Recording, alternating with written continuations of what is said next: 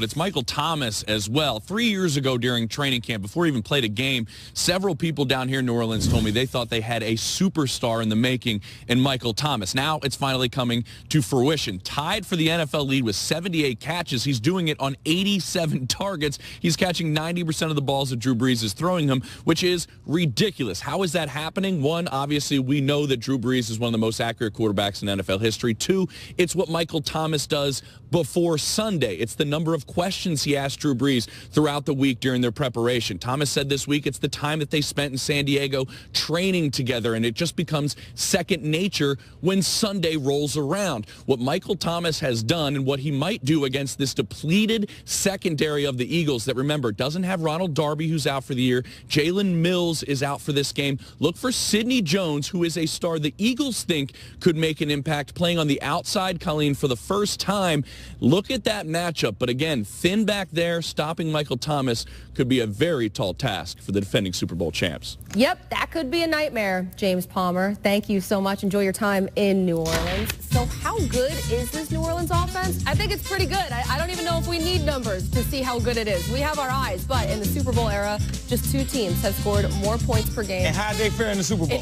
Lost. They lost. Who beat them? You know who beat Denver? The people up there in the Pacific Northwest. The Saints are crazy. Come on now. Though. They're averaging 36.7 points per game.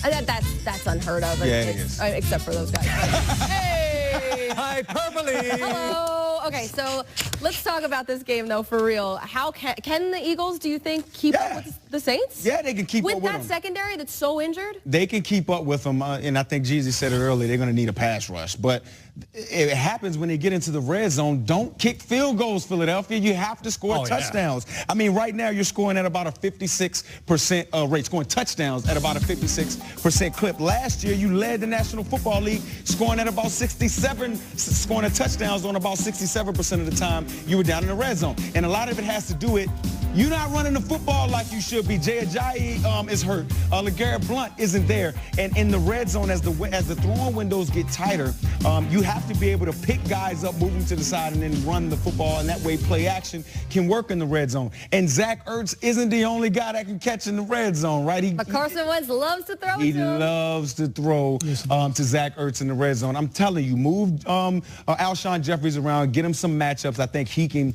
be the guy in the red zone for you.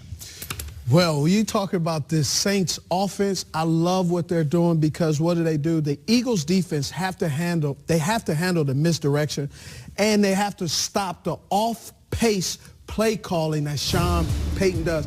He's going to line up, they're going to hurry up, they're going to quick count you, but then they're also going to throw things at you with Sean Hill. Everything you go up. But the other thing that they do, they test your defensive discipline.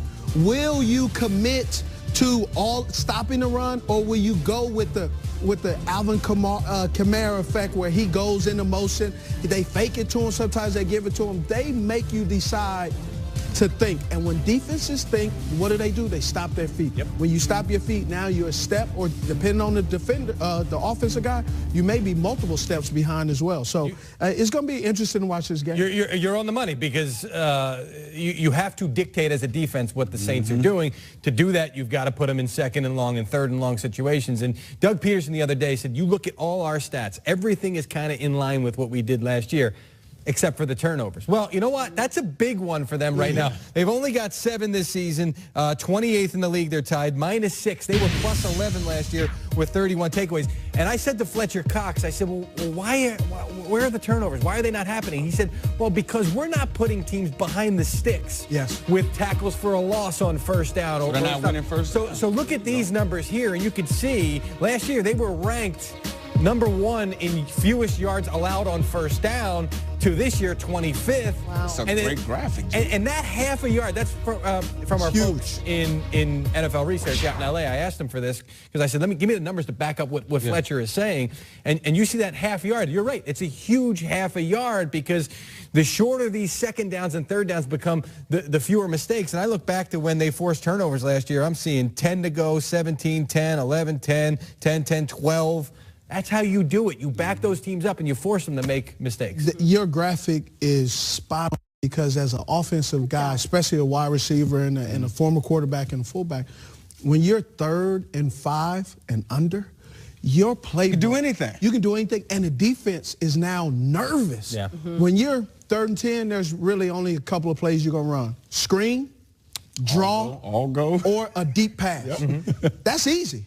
Defend.